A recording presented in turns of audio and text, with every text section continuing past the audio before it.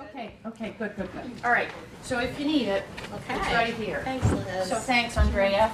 Good afternoon, everyone. We are so pleased to be here with you today to talk to you about the Supreme Court's new public access policy that governs how records at the trial and appellate courts will be accessed come effective January 6, 2018. It also impacts how lawyers and pro se litigants will be filing documents in those courts. This slide shows you that we have lots of information already posted on our website and more to come in the next week or so. So please feel free to access that. So today we're going to be discussing privacy and court records, what our courts are currently doing in the unified judicial system to protect records or not, and why now is the time for adoption of this policy, as well as what the new policy provides for. So prior to this internet age of ours, the court records fell under the protection of practical obscurity as defined by the U.S. Supreme Court in this case. That means you had to go to the courthouse to access the court records. But over the course of the last 5 to 10 years, many filing offices, many courts of common pleas, and our appellate courts have been putting web docket sheets online, have been putting imaged documents online, some redacting on their own, some requiring counsel or litigants to redact, some doing no redaction.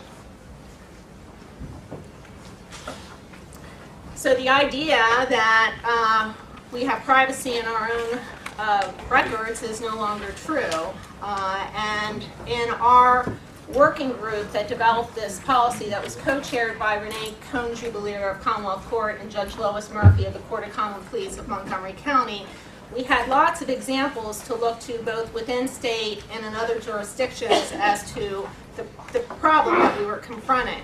And one of the examples that we came across was web scraping companies that are able to scrape from the websites of the courts, retrieving old mugshots or other criminal documents that may have been withdrawn, dismissed, or expunged, and then posting them online to basically embarrass citizens, these defendants, to pay money to have their web mugshots removed. And in Ohio, this actually prompted a federal lawsuit. And I think there was a settlement reached in that case where the bustedmugshots.com, I believe was the vendor, was required to pay a sum of money and also for credit monitoring services of the offending records. So could something similar happen with online court records? Well, we found some examples in other court systems. This is an AP report that reviewed weaknesses in the online system in Alabama. This person was able to troll and procure full social security numbers, which then allowed him to set up loans in these people's names and set up debit cards to retrieve cash. We turned to our own state to see what was happening, and we did surveys of all the courts of common pleas and the filing offices, and we learned that there was plenty of documents that were posted online that had lots of sensitive information. These examples are all documents that were posted online for free by various offices. The redactions are ours because we want to protect the identity and the information of these folks. This is an example where there was a full date of birth, a full social security number, and the complete employment file of one of the parties. This is from an online record posted for free out in Western Pennsylvania, where the results of a drug test of one of the parties seeking custody was posted, positive for THC. And everything else. This is from an asset inventory in a divorce case. Full American Express number was posted. Now, had you flipped a couple of screens before that, you would have had their home address, you would have had their social security number, you would have had their date of birth. No problem setting up credit in your name. This was particularly troubling in a custody matter.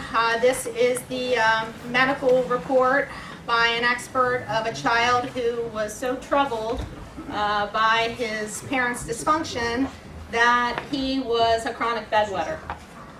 Now, what could go wrong with that in this day and age where kids in elementary school know how to access things on the internet? So, prior to these records being online, we had, these restraints that, involved traveling to the courthouses to be able to get these records, which then implicitly protected privacy interests. There are some courts that had taken steps to protect the records that they were being placed online, and of course we have our own set of existing legal authorities here, the Rules of Juvenile Procedure for Dependency and Delinquency Actions, Section 5988A of the Judicial Code, which protects the identities of minor victims of sexual and physical assault, as well as the court's 2010 Magisterial District Court Public Access Policy. It was in that policy that we first introduced this concept of a confidential information form, which David will be talking to you about in a few moments. That policy restricts in the filings with those courts full social security number and financial account information, much like our current policy. And the courts themselves, I started to say, have attempted to answer how the public can access records. The problem is they're answering it all differently. So access is sort of dependent on where you are in the state. Some courts have already local rules in place requiring redaction of information like social security numbers and financial account information. Some courts and filing offices have implemented their own redaction software. The redaction software, as you may know nowadays, is very intelligent. It's able to basically comb through a document and find patterns like social security numbers and dates of birth and redact them. This is an example of a confidential information sheet that's in place, modeled after our own NBJ sheet that I just spoke about. And then in Delaware County, they had a local rule basically impounding all divorce actions except for the parties and their attorneys, or unless upon order of court for good cause shown. In Montgomery County, right next door, they just flat out seal all the divorce records, period. However, any member of the bar can access those records, as well as parties and authorized government agencies. In Allegheny County, they encountered a problem several years ago where they found that jurors were looking at things during the pendency of a trial that they shouldn't, like motions in limine to exclude evidence. That administrative judge took prompt action, and they basically seal the access to electronic records during a jury trial. So these are some of the issues that I talked about. Public access by geography. You have different judicial districts answering the questions in different ways. David and I routinely get the question, well, why can I go to your county and get a full family court file, but I can't get it in Montgomery or Delaware? That's sort of hard to explain in this unified judicial system of ours. Pennsylvania.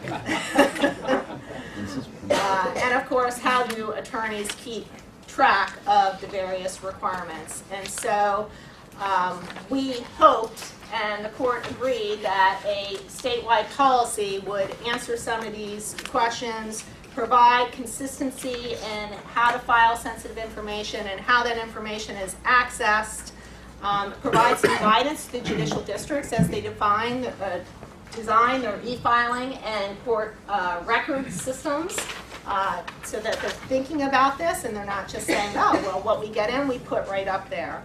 And statewide e-filing is here for us as well. We're piloting in the some judicial districts for the criminal levels, and of course we have appellate e-filing already. Comment? No? Yep. Okay. Yeah, I have this. They asked me to say something, so I'm going to. Can you hear me, first of all? Loud and clear. Okay. You might ask yourself, look, everybody that practices law is subject in this state to Rule 1.6, which is the confidentiality rule. Do you ever think about, look at all the stuff that people put in the public record. Look at that stuff. And understand, anytime you're practicing, anytime you get information from any source at all, it is, quote, information relating to the representation. It's protected by Rule 1.6 unless there is an exception. Now, in this case, and in the case of what a lot of you folks are doing, there's two that are important, and those may change. One is you may reveal information, quote, necessary to carry out the representation. Okay? And obviously it's necessary if you've got a form and they say, give us the Social Security number, you have to do that. Okay? That's the exception that allows you to tell that very confidential information. The other one is if there is a court order that essentially tells you to release the information. We don't know exactly what's going to happen in that, or what has in the past, but those are the only two exceptions. And the reason I'm talking to you about this too is on Rule 1.3 is the competence rule. And that says basically when you're practicing law, you have to keep up with what's happening. And particularly in the area of law that you practice in, things are going to really change. Just as you try your best to comply with this new requirement, understand Rule 1.6 is out there. We don't know what the Office of Disciplinary Counsel is going to do with this. I'm hopeful, I'm predicting they will be very soft in the beginning for people who make mistakes. It's what I call the pure heart defense. And you can expect that. But please understand, your duty of competence includes your consideration that Rule 1.6 was always you're supposed to protect that every way you can. This is a way. As a matter of fact, if you screw this up, they may turn around and say, look, this is stuff you've always been required to protect. There's a rule that allows you to do it. Matter of fact, it requires you to do it, and you blew that. So that may very well become a basis not only of embarrassment, et cetera, or whatever they're going to do for people who mess this stuff up, and Ed will talk to you maybe about that as well. But also, it could become a disciplinary infraction. Maybe not at first. Maybe not at first. But you need to put that up here. I'm trying to build in a red flag, everybody. The radar needs to be on. When this goes into effect, keep that radar on from here on out. Thanks, Bob. End of speech. I think you make a good point that we all need to step back and evaluate, how we're doing things. And just because we always did something a certain way, just because we always put that Social Security number at the top of every page, doesn't mean that you should be doing that in the future. You have to evaluate why you've been doing that. We did the same thing, the AOPC, when we were working on drafting the MDJ policy for the court. We took a look at every form and we asked staff, why is this Social Security number field on this form? Why does it need to be there? What purpose does it serve? And we were able to eliminate, I'd say, the vast majority of those fields. The other reason is that you have litigants, third parties, who are not always voluntary participants in the process. Think of the kids that are involved in these custody cases. And I just read an article, I have 2 teenage girls, and it scared the living heck out of me that it's minors' Social Security numbers and information that is ripe nowadays for identity theft. Because once that information is stolen, it can be years before you're able to track it down. And by that time, the damage has been done to their credit. So we put out the draft policy for public comment in February of 2015. We were pleased, a wide range of opinions and comments, some that we were not able to reconcile. And we submitted the final policy to the court for approval. And again, it becomes effective in how many days, David? 78. 78 days. So the policy, again, governs how records will be accessed by the public, how the courts and the filing offices are to handle requests and fees that they're allowed to charge, and most importantly, the reason that you're here today, how you have to file documents with the court that contain sensitive information or documents that are deemed confidential as defined by the policy. I referenced earlier the 2010 MDJ public access policy. This is work that the AOPC started that David and I have been involved in for almost 2 decades now. If you had told me 2 decades ago that when we started on the electronic case record access policy that we'd still be talking about public access to records in the courts today, I would have said you're nuts, but we are.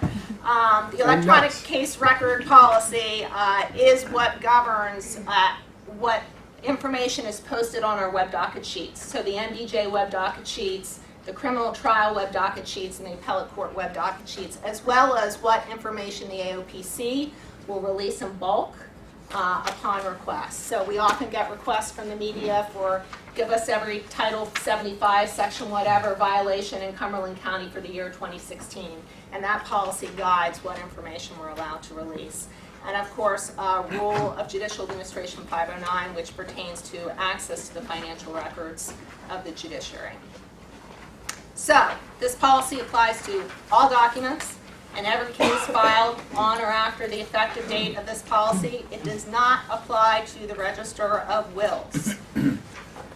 And I'm going to turn over the presentation now to David, who's going to get into the nitty-gritty of the confidential provisions. Thank you, Andrea. Good afternoon, everybody. All right. So now we're going to get into the real meat. Andrea has done a great job of telling us how we got to where we are today, the state of affairs, and now we're going to explain exactly what this policy does. The policy is not very long. Everybody should read the policy. It's only about 21 pages. However, if you are pressed for time, there are 4 sections of the policy you definitely want to read. Those are sections 7 through 10. The heart and the soul of any public access policy is always what information is being safeguarded and who's safeguarding that information, and how is that information being safeguarded. And sections 7 through 10 will walk us through those very important questions. There's also other important things, but those are the things you'll want to focus on. So this is what we're going to do. We're going to go through 7 through 10. We're going to go out of order.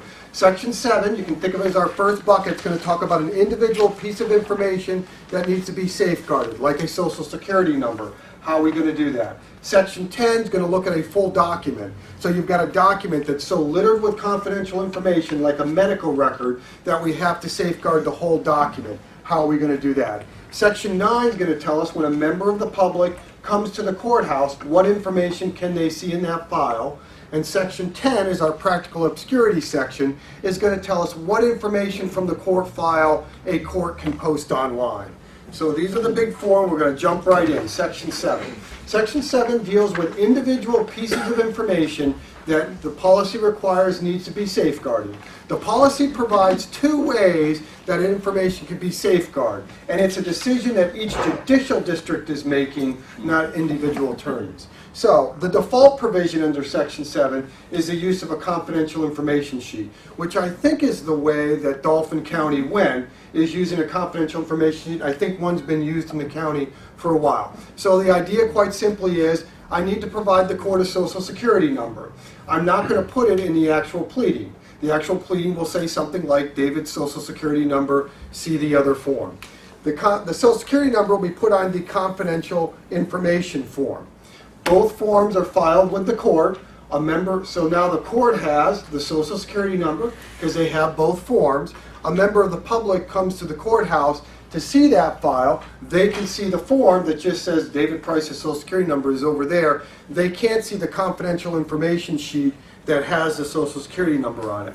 Besides individual counties, Dauphin County is one, I know there's others who've been doing it at the court of come and please level. This is the way information has been protected at the MDJ's level since July 1st, 2010.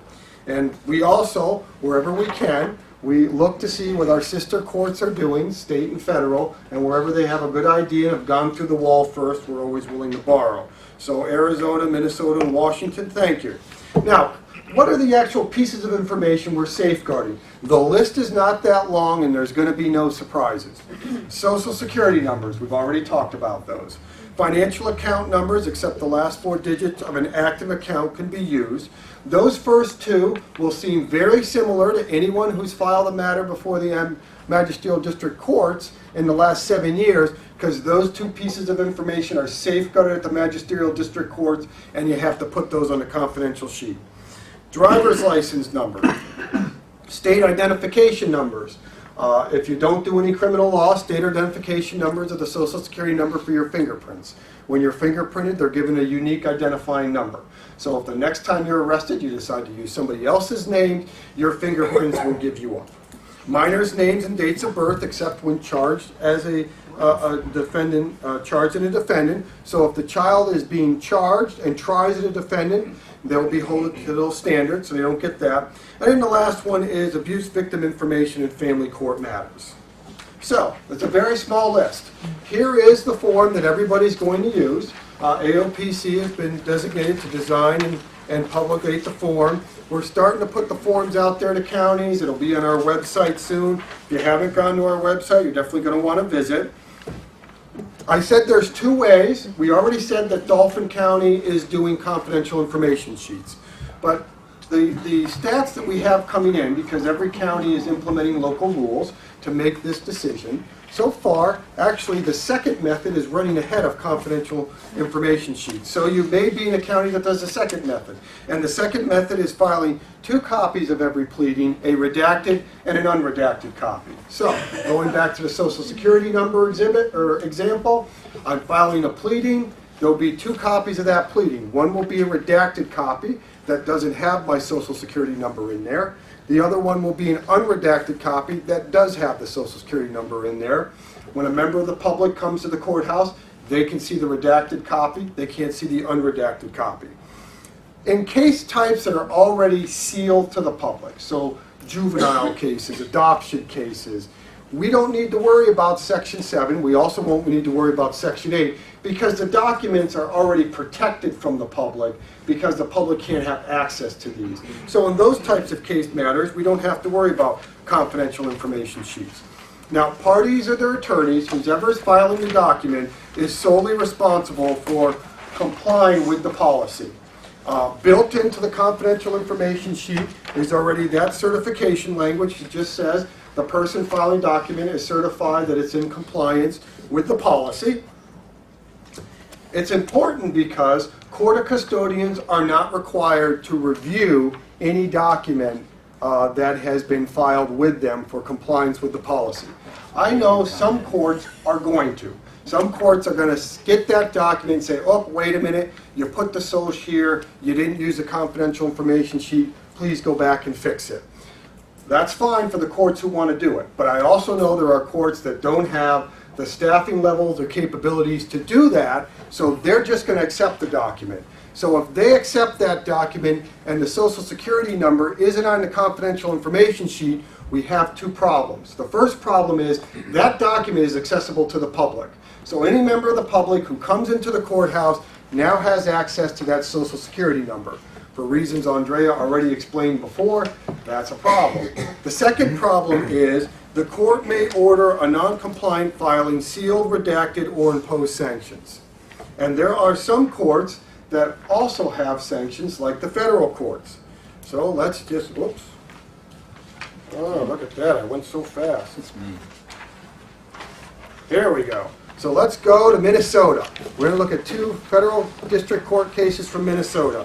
For those of you who practice in federal law, you know you can't provide full social security numbers when you file a document on PACER. You check off that little box before the document goes all the way through that says I've complied with Rule 5.2 or whatever the rule is, and boom, you send it off.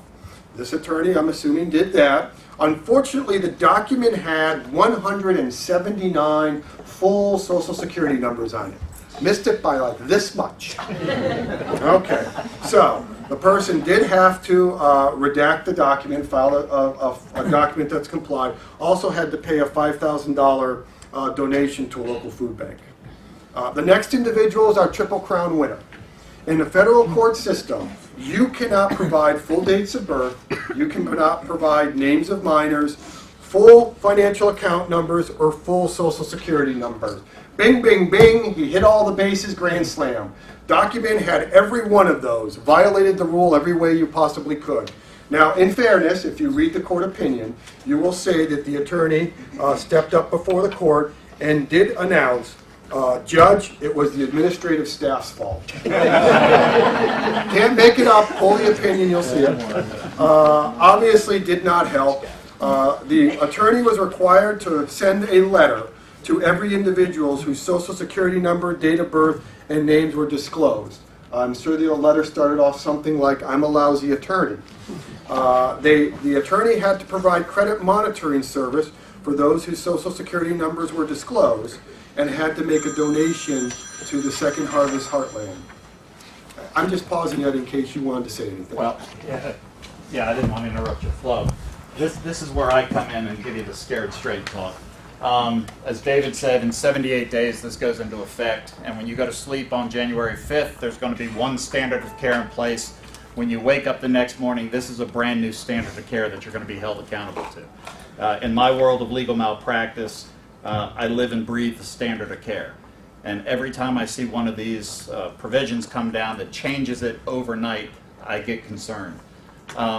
More importantly, the way it's written right now is it's almost an absolute liability, if you think about it, in standard of care. And I can't defend a standard of care when you make a mistake and it's absolute liability. If you certify and file a document, and it's not just the pleadings, and understand this, I just tried this case up in Wilkes-Barre, where the pleadings were fine, they were redacted. The exhibits that were attached to the pleadings had Social Security numbers on it, and there was an invasion of privacy claim filed because it was a commercial loan and it had the guarantor's Social Security numbers on it. This happens, and it is standard of care. In the case we just tried, it's not absolute standard of care yet, but as of January 6th, it becomes the standard of care for family lawyers and every other practitioner in the state. And the way it's written is, and this is one of the concerns I have, and I hope Dave will address it.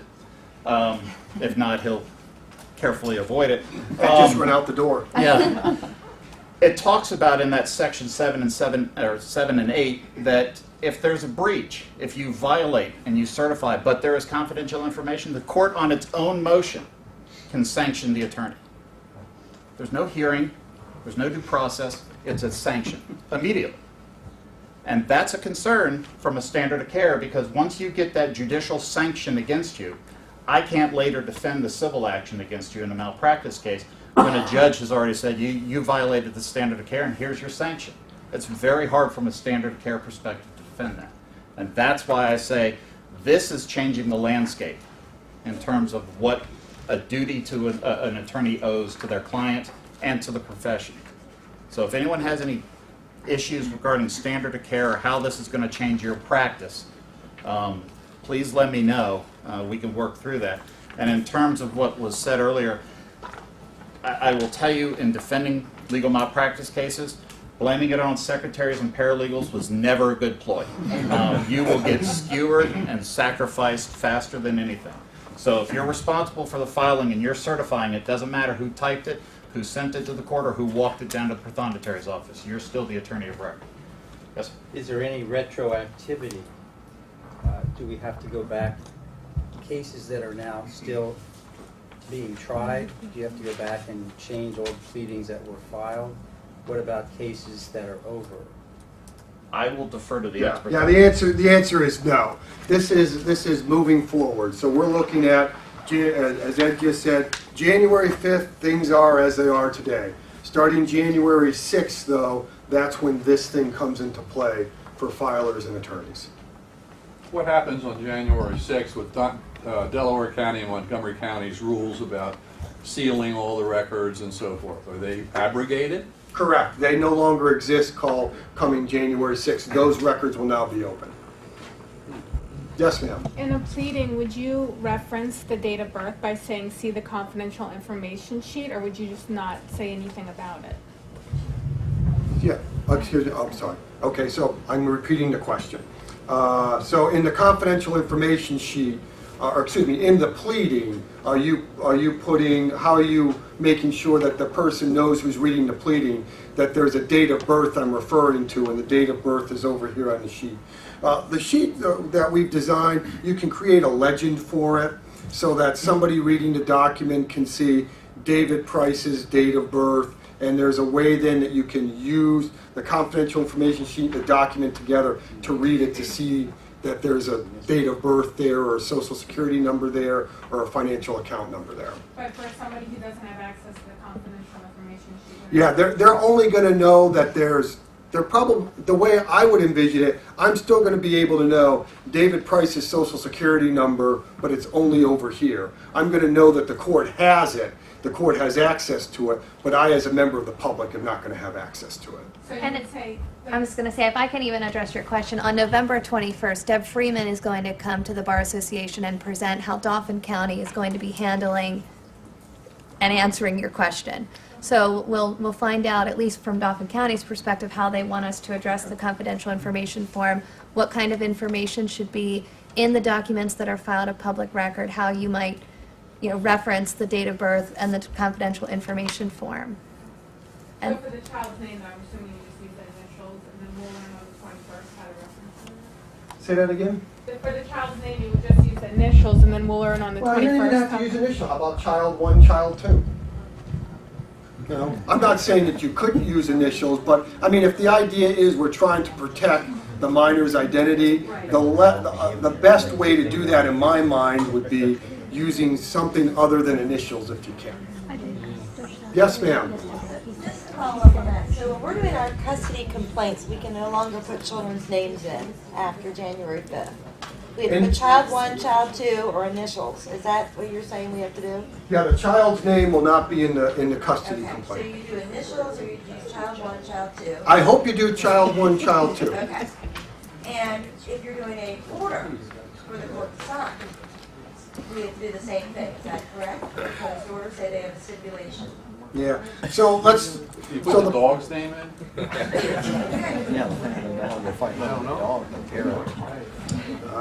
think you can put the dog's name in if you'd like to, sir. As far as these, so the policy applies to documents that are coming into the court. Okay? Documents that are generated by the court, court orders, court opinions, court notices, anything that's generated by the court, the policy doesn't apply to. So you can have a judge issue a court order that would have a minor's name in it. Probably you need to in certain cases. So that is perfectly fine for the document that the court issues. It can have that information in it when the court is issuing it. Now, we are doing judicial education with judges to, there's different ways to write orders, there's different ways to write opinions. If they're able to write an opinion in an order with still safeguarding the information in here, that's certainly the best policy. But there's clearly going to be circumstances where some of those items that we just talked about are going to need to be in a court order, and so when the court issues that, it's fine for it to be in there. So can I just ask one other question? So I understand what you're saying. Say I do a stipulation for custody, and I do a proposed order for the judge to sign. It's an exhibit. So I have to either redact out the children's names or say child 1 or 2, and then ask the court to insert names in when they actually sign the order? Yeah, I mean, if your county's requiring you to submit a proposed order, you're going to want to talk to Deb Freeman about how she wants that order submitted to the court. Jones permitted to treat child 1 but not child 2. So.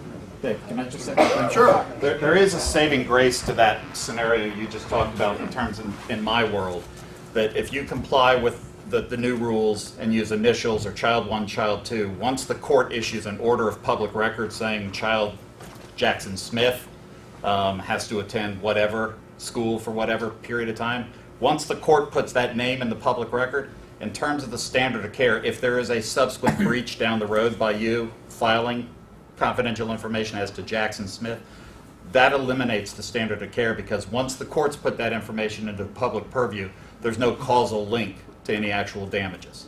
So from a standard of care, once the court's issued and disclosed information, That helps me in my world. Uh-oh, I've struck a nerve now.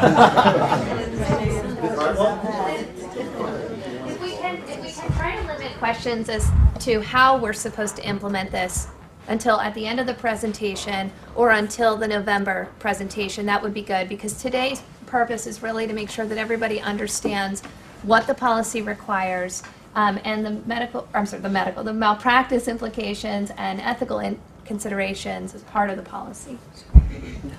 All right, well then I'm going to chug along for the moment. So we are in Section 8 now. We're now looking at entire documents that need to be safeguarded under the policy. So much like with the confidential information sheet, there is a confidential document sheet. So if you need to provide a medical record, which is one of these documents that need to be safeguarded to the court, you will provide the medical record under a confidential document form. The confidential document form will make reference, this is David Price's medical record, this is David Price's tax return. So when the public comes to the courthouse, in this instance, they can actually see the confidential document form cover sheet so that they know that a medical record was supplied to the court, they know that a financial record was supplied to the court, but they can't see the underlying record. And once again, much like with Section 7, there's not going to be any surprises as to what type of documents are covered under Section 8. We have financial source documents, tax returns, wage stubs, earning statements, check registries, stuff of that nature. And the one website that Andrea had went to before, if you ever needed to see a tax return of a living person, that's a great website to go to, because you can pull them up by the bucketfuls. Always made me wonder, why did that one credit firm, Equifax or whichever it was broken into? The folks could have went to that website, got all the data they needed to steal people's identity, and they wouldn't have broken one law. Medical and psychological records are covered. Children, youth, and services records are covered. Minor educational records are covered. And then the final three are clearly family court matters, marital property inventory, pretrial statement, income, expense statement, and agreements between the parties. AOPC has created the confidential document form. As I noted, you're able to indicate on there what type of document is being filed underneath that. Same with Section 7. If you are in a case category or a case type that's already sealed statutorily or otherwise from access, the examples again of juvenile and adoption cases, you don't need to worry about Section 8. Information's already protected. And then the other same game rules. Solely the responsibility of the filer, party, and attorney to make sure they're complying with this. The certification language, same certification language as in Section 7 is embedded in the form for Section 8, and in the same rules. Court of custodians not required to review. Like I said, I know some will be, but I wouldn't rely upon that. And then the party's attorney and failure to comply creates the same two problems. That medical record, that tax return, whatever that document was, that's accessible to the public, to anybody who comes up to it. And then we have the sanctions matter that we talked about before. And then we just note Minnesota and South Dakota. Yes, ma'am? I'm just asking, as far as medical records, are we saying that we have to not provide the sensitive information, or do we have to redact or take away everything that's stated within the medical record that may be sensitive?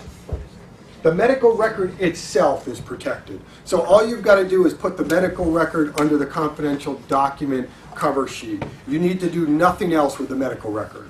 And it cannot be referenced within the complaint. What do you mean reference? Give me an example. Tell me exactly what you're doing. An emergency petition, and we want to quote the emergency room doctor on allegations of abuse. Child 1 was taken to the hospital. Emergency room doctor Joe Smith states bruises. Yeah, I think you can quote a portion of the medical Okay. record.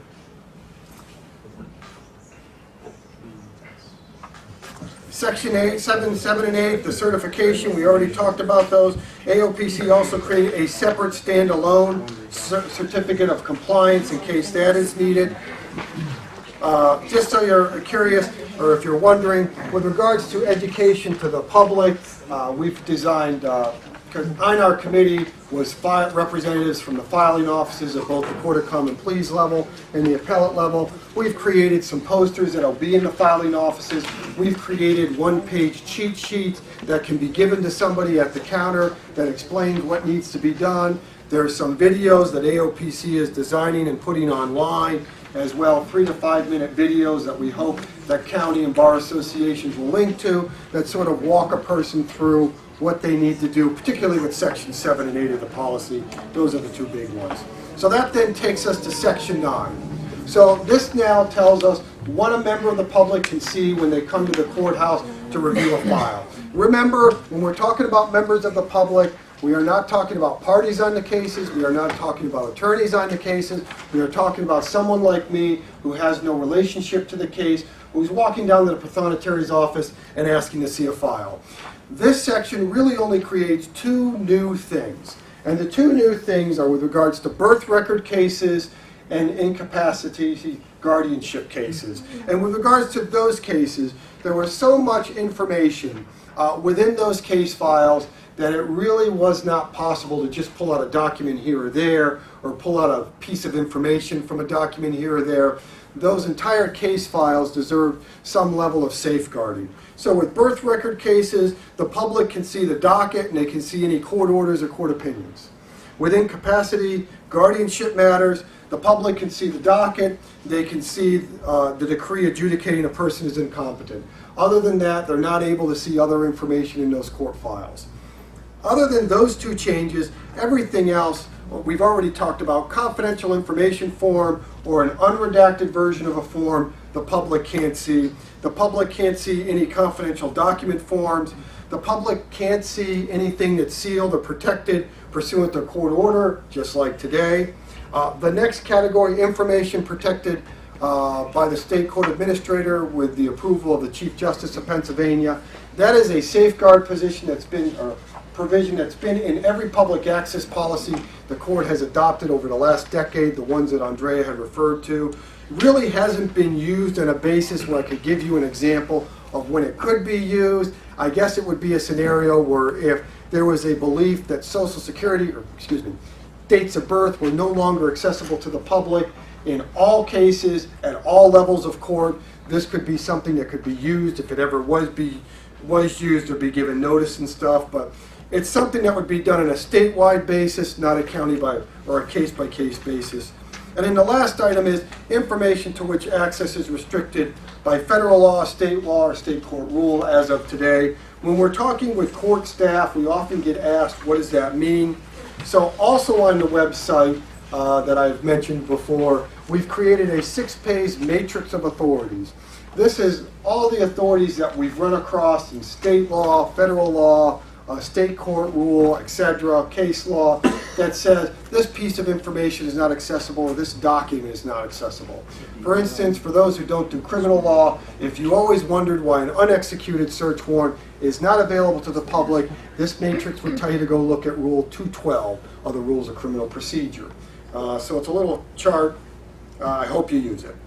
Section 10. So this is our practical obscurity. What can a person see remote access to when it's 2 o'clock in the morning and they're home in their bathrobe and they can't go to sleep?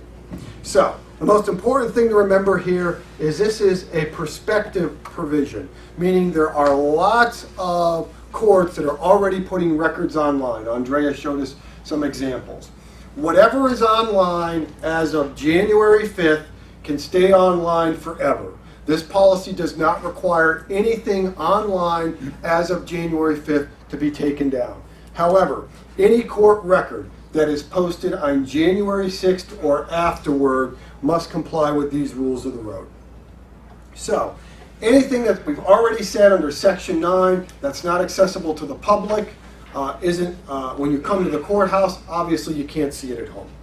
Juror, witness, victim information in criminal cases. Entire transcripts lodged of record are not accessible. A portion of a transcript still can be attached to a motion and accessible. And also remember with transcripts, there is a separate authority, Rule of Judicial Administration 4014, that talks about how you can protect confidential, sensitive information in a transcript. This policy does nothing to change what Rule 4014 provide. IFP petitions, original and reproduced records at the appellate courts. Maybe someday they'll be available, but now they aren't. And then two big ones, family court records, except for dockets, court orders, and court opinions. Seeing a custody petition online, you will no longer be able to see a custody petition, or at least a new one, starting January 6th and forward. And then essentially all the record stuff that we see in orphans court as well, you can only see dockets, court orders, and court opinions. And when I say dockets for those two, it is the information on this slide that may appear on the docket, party's name, city, state, zip of the party, council record name and address, docket numbers, docket entries indicating generally what information is available, court orders and court opinions, and filing dates of the cases as well. Yes, ma'am? Does all of this apply to PFAD, the Protection from Abuse Act? No, PFAD is a system that is administered by the Pennsylvania State Police. It is not a system that falls within this policy. I don't even think the public has access to PFAD, do they? No. I mean, if you found a way, let me know, because I can't see it. In case somebody files something against me, I don't see it. Anyway, Section 2, okay. Yeah, I'm sitting down now. Let me say, because I don't think David addressed this, in terms of Section 7 and whether it's a confidential information form or redacted/unredacted versions that you have to file with the court, our website is going to list and link to those local rules. So if you have a multi-county practice, please go to that website. I asked our website administrator before I came here, I said, please, let's get these forms and this table. We don't have all the local rules in yet. I'd say we're probably somewhere in the nature of a third to half of the way there on the Courts of Common Pleas. Yes. So I've asked her to get that up ASAP. I'm just going to take a few moments to talk about the sections of the policy that bookend sections 7 through 10 that David talked about. These are sort of standard provisions that appear in most of our policies that really will deal with how the public accesses these records, reinforcing that security, possession, and control of the records lie with the courts and the custodian of the records, and that when someone requests access to records, you can't stop the process of the office. Business has to go on. The primary business of those offices is to assist the court in adjudicating cases. So if you want one file, great. But if you want 50 files, you may have to wait. You may not get it right that moment. Section 3 is really a commitment on the part of our Supreme Court that case records are going to be open in accordance with this policy. Section 4 deals with how the public requests access. We anticipate that most of these requests will proceed come January 6th, just like they do now, which is you come up to the counter and you request a copy of the case file. The custodian may require a written request. We have that provision in our MDJ policy, particularly if it's convoluted and covering a lot of various case types, for example. Or it's voluminous. The requests have to be specific so they know what to pull for the requester. And we designed a written request form that appears there, and again, will be posted on our website, I hope, in the coming week. In terms of how the filing offices have to respond to these requests, we did not set a time frame because what we have found, what we heard in our public comment period and what other state court jurisdictions have found is you set a 5-day or a 10-day response time frame and that becomes default. So, we're going to proceed along the lines as we do today, which is they're to fulfill it as promptly as possible, given what's going on in their office at the time. If they're going to delay or deny access to the record, they have to inform the requester why that is.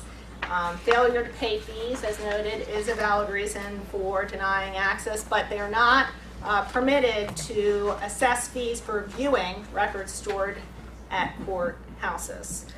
Denials have to be in writing if the request was submitted in writing, and any review of a denial can be had by filing motion with the applicable court. The only limit that the policy sets on fees is a photocopying fee, which is set at 25 cents per page, unless provided by applicable statute. We are aware that there are some statutes in place currently that allow certain filing offices to charge $1 per page. Until that statute's changed, that's the law, that's what they're going to be able to charge. They have to post their fee schedules on their website and in their facilities. This section has really had its origin in our electronic case record policy, and it was during our public hearing during that policy that we heard from people that, hey, you know, as the clerks and what have you are typing into the web docket sheets, typos happen. You have to have an administrative method to correct those errors. So we've had that in the electronic case record policy that again governs the web docket sheets. We heard the same sort of comment as we put this policy out for comment, that as the courts and the clerk's offices are scanning and uploading images, well, the scans happen all the time. So this section provides via a request form for a way for a party or counsel to notify the custodian that, hey, you know, what you've posted online, you're missing pages, or there's some sort of error that's patently evident as a result of the court personnel's action or inaction, and that's a screenshot of the request for correcting clerical errors. And finally, we're asking that all the courts post this policy so that come January 6th and thereafter, everyone's on notice about what the requirements are. Procedural Rules Committee published for public comment, I think it was in August, the public comment period is up. They were asked by the court to take a look at the policy to see what changes may need to be made in the various procedural rule sets. I can tell you, if you are not aware, what was published were basically cross-references in appropriate rule sections in the commentary, so that as practitioners, pro se litigants, maybe looking at the rules of procedure, they're aware that they need to pay attention to this policy in preparing their documents for filing. Ed, does someone want to address the ethical rules? I'll defer to the ethics guru. Do you have a question? We have a question first. I have a question, because there is presently pending a proposed amendment to the advertising rule that has, you know about this? Advertising rule that places a 30-day limit on anyone contacting a party in a domestic relations case for 30 days. That is a matter of some contention, particularly with the way that they have tried to justify what is clearly under the law a matter with First Amendment, significant First Amendment impact. That has been reviewed by the Legal Ethics Professional Responsibility Committee. The present version of the rule has been criticized as too broad, and it's still out there. I don't know if I know that the I think it's the PBA family law section maybe has looked at that as well, but watch what's going there. I don't know how many of you use a service that basically sweeps the dockets. And the thing that I was on the group that reviewed it, I wondered what the impact would be. Are people still going to be able to walk into the courthouse, say, I'd like to see the docket, and still get the names of the latest filings in divorce matters? And can they do it remotely? And, yeah, I mean, that's very practical. I didn't know that, so I couldn't comment on that when we had the comment section. But this new rule may obviate that whole problem. We may not need a rule, but that is what's going on right now. Again, on the ethics side, it's a spin-off that's maybe affected. Do you know the answer to that? Well, I mean, under this policy, we have this tension between privacy and access, and we have to provide access to what's going on in our courts. That's absolutely essential to ensure that we have public trust and confidence in our court system in Pennsylvania. So you will continue to be able to have online access to dockets and family court cases if the court's currently doing that. Okay. But this policy does not require the courts of common pleas to put dockets online. I mean, there are technological challenges for some of our courts and resource challenges for some of our courts in developing that sort of technology. In terms of compiling a list of... Yeah, what they do is they go through and get the names, and then they provide to attorneys the names of persons who have been sued, or you know, named the defendants. The problem was they were contacting defendants before they've been served divorce complaints. It's been creating issues of violence. And many counties have lots of problems with that. People soliciting divorce defendants before they realize they've been sued for divorce. And before the plaintiff has had a chance to maybe make arrangements for safety and if there are domestic violence issues and things like that. So that was the primary impetus for putting some type of restriction on contact in domestic cases. Well, I understand that, but wouldn't that be cured simply by counsel being careful to warn their people before they file? For safety I mean, isn't that reasons, for competence safety reasons, you to can't say, do hey, that. if there's going to be violence, you know, as soon as we file this, there's some danger.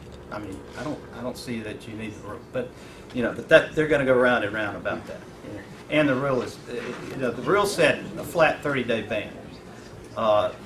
The very proposition to change the rule said that other states have a similar ban, but it says 30 days or until service. Exactly. Yeah, and that was not what was proposed. I understand that. And that is, you know, and that alone probably should, you know, spell the doom of the proposal, but nothing personal, but with the Supreme Court, you never know.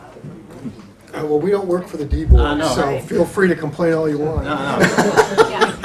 A two-part question. For cases where the court has already sealed a divorce record or a custody record, will that open on January 6th? No. And how about for Wait after? until the court lifts that. And after January 6th, does the court still have the authority to seal an individual record? Of course, the court continues to have Yes? the authority. Yes. Yes. I have a question. Yes. How are we handling pro se litigants who go and basically disregard this rule? If I'm representing someone who's being sued by a pro se litigant, how do I prevent that from being from happening in the future, like disclosing dates of birth, social security numbers, or tax returns and the like? Well, one, we're doing everything we possibly can to educate, which we've already talked about. But two, you can file a motion with the court if they're not following the rules of their policy. And you know, that's a great question. Have their license taken away? That's a great question. Minnesota did much this same thing about 10 years ago, where they made confidential information sheets and stuff. And then about a... David, and they have the same Yes. levels of pro se filing in family court matters that we do. Yes. Upwards of 80+%. So they did many of the same, we borrowing from their textbook, many of the same things. They did posters and stuff. After they had their rule in place for a while, they then went and looked back and see where were all of the violations of the rules coming from. And then they had two groups, attorneys and pro se filers. Guess which group had a higher violation rate of their policy? Hopefully we'll do differently in Pennsylvania. We're number one. So what's up on your screen are the two proposals that are out for comment on Rule 1.1 and Rule 1.6, which are basically amendments to the comments to those rules, basically cross-referencing our policy. Comments are due on both of these by October 23rd. I encourage you to take a look at them. And we're available right now for any other questions that you have. And we really appreciate your time today.